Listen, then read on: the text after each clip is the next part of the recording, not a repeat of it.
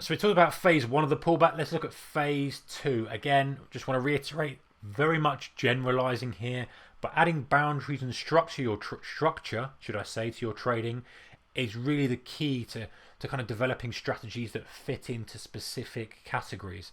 Otherwise, you're just loosely trading all over the place and you can't really adjust and quantify and improve.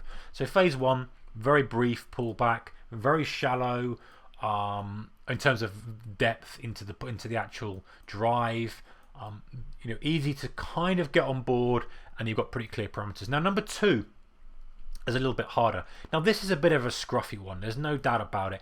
Generally speaking, this is a bit of a dangerous one because this is pulling back way into the first pullback area, and I would be very cautious about this. I would probably want to have seen this hold around here or dip and kind of do some stuff up here really. But let's take it on what it is and we'll show exactly how we could structure this trade.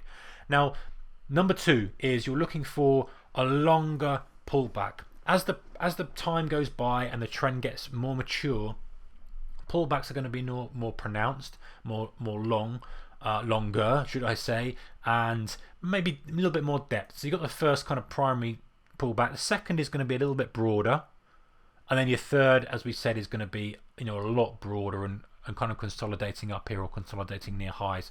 So the theme is generally that it takes more time to do different phases, and we can see that here with this. If we put some kind of vertical lines to pinpoint the high there, that's phase one. Let's put another one here and say this is kind of phase two. This is a little bit deep, as I say, for a perfect scenario, but we've got the same kind of attributes. If we look back at the similarities, we start to get some support, which is what you need to see in an uptrend anyway for it to be confirmed that you want to buy the pullback. And here we've got a similar scenario.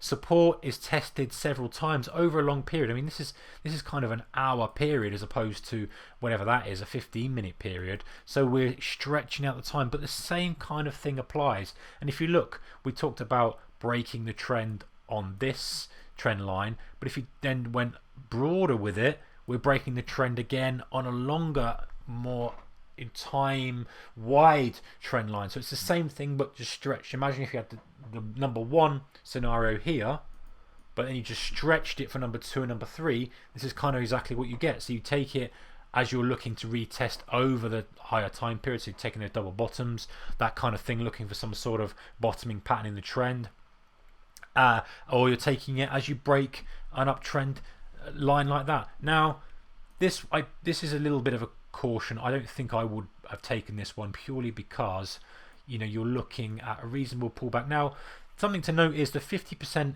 is often a good way of getting involved in the market, and it does often hold the market when you're talking broader, longer term pullbacks. Ideally, it's not that deep, but things aren't perfect. You have to take sometimes what you get, and it's still reasonably good uptrend. You're not like down in the 75% pullback zone, which would really be a no-no and don't want to get involved in it. You're kind of doing okay, and especially on a daily chart. In a daily chart, you want to see it a little bit higher.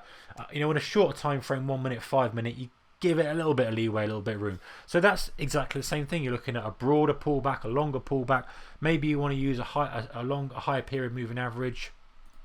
Something like a 100 on a 1 minute. That's going to be a little bit much for a daily chart because it's just too far, and obviously this is a little bit skewed because it's taking in data from the prior day, which doesn't really give it justice. But if it was plotted from here, the 100 period is probably going to do something like this, push up, and you're kind of going to get that area where you want to maybe be involved in it. Let's flick this off. So again, same kind of way of doing it, looking for double bottoms, those kind of bottoming patterns, the change in trend, and also one final thing is just to look for these little flushes.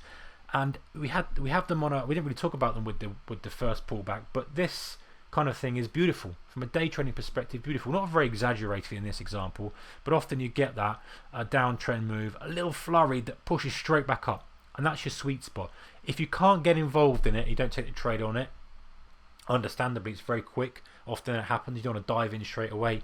It's a beautiful, beautiful place to quantify your risk. You can take the trade long, you can put your stop under that flush level and say, you know what, if that was a genuine flush, if that was a genuine sort of stop hunt, I'm not interested in the trade if it goes lower than that. Same with this kind of thing. There's your little stop hunts, your stop hunts down here. If it goes lower than this, you know, you kind of don't want to be involved in it. A little flush, little flurry of volume, you know, that may well get you in. In fact, what you probably would have done, and this is probably if I was trading this would have done, I would have got involved here, having seen this support here.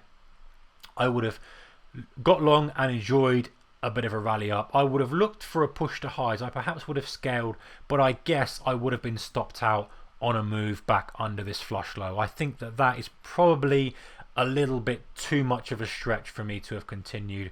I may have re-entered once I've seen it pushing back up, but I think if I'm being honest, that would have been quite an interesting phase 2 to get involved in, especially seeing it hold at that support, taking it here, enjoying a little bit of a rally, expecting a bit more, not getting it and coming out. But ultimately, you know, that's what it's about. If you can quantify your risk, if you can minimize your risk, it doesn't matter. Phase 1 would have more have made up for that, because that's a very nice kind of trade, and you've seen it struggle a bit at the highs, and there's probably no reason for you to have got overly aggressive. It's met your primary target of breaking the high. So again, structuring it differently, but just understanding from a pullback perspective, number 1 is very, very shallow, very, very narrow, very, very aggressive and quick. Number 2, broader. And then number 3 is a lot wider. I'm not going to do a complete separate video on that, but this is the kind of thing on 3. Obviously, we had a full reversal on this for today, but 3 generally is more of an unwinding. It's the kind of thing that if you're trading intraday is going to happen around lunchtime, middle of the day. If you're trading on a daily chart, it's going to happen sort of 3 to 4 weeks in after you've seen the drive, the pullback. You know, it's that little bit of a test, not a lot going on, maybe volume's a little bit low, but it may just consolidate here before it kind of picks up again. And you're looking for a much longer shift. It's a big ship turning as opposed to kind of a speedboat, to use a bit of a weak analogy to be fair, but it's a lot broader, it takes a lot longer.